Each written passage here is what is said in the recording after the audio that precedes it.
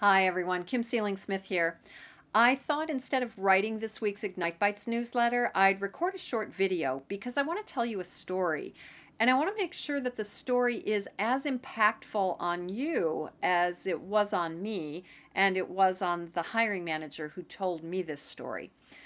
You see, it mirrors some of the work that I've been doing recently with organizations to help them look at their hiring process from the candidate's perspective.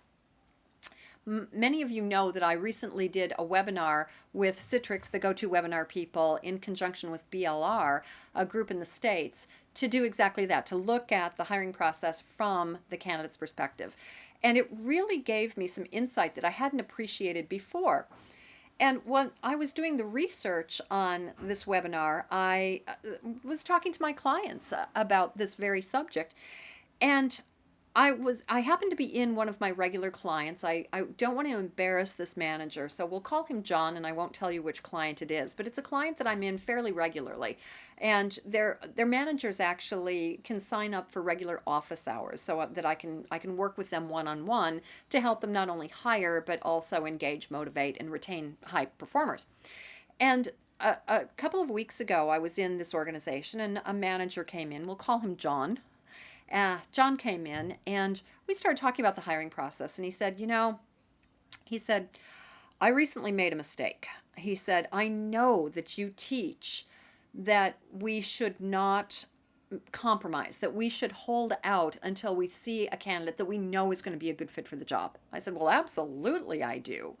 And he said, well, he said, I went against your advice. He said, and against my own better judgment, because I interviewed a candidate and my gut just told me that she was wrong for the job.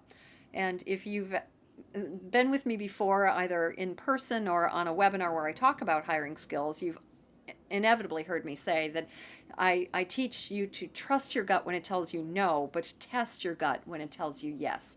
And John's gut was telling him no, but he was desperate. He needed somebody to fill this role, so he compromised.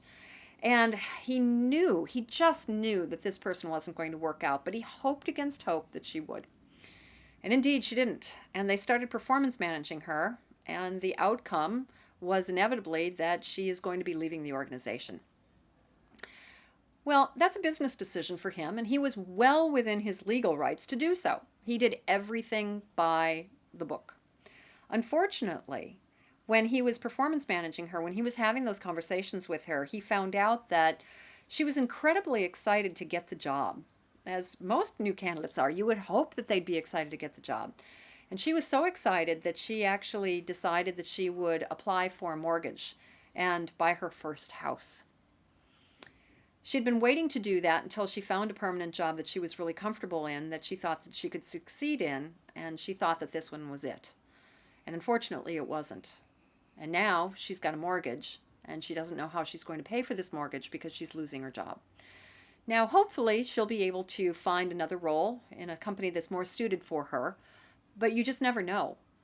For us, it's a commercial decision, it's a business decision. And this is how I used to teach this concept. It can be tremendously costly for an organization to hire the wrong staff, between 50 and 200% of somebody's annual salary to replace them. And we can lose up to a third of their annual salary and lost productivity if we hire somebody who's disengaged.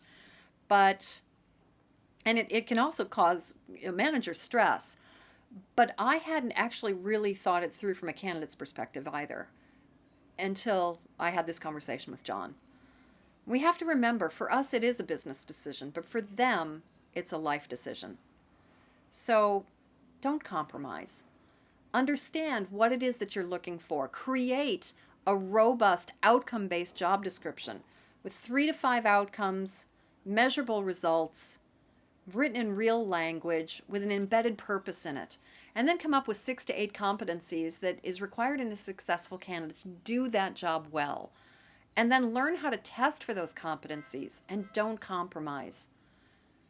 Don't make the mistake that my friend John did, because he felt pretty bad about it. And can you imagine how the candidate felt? So that's it.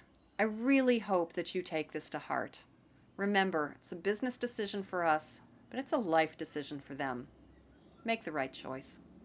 Thanks.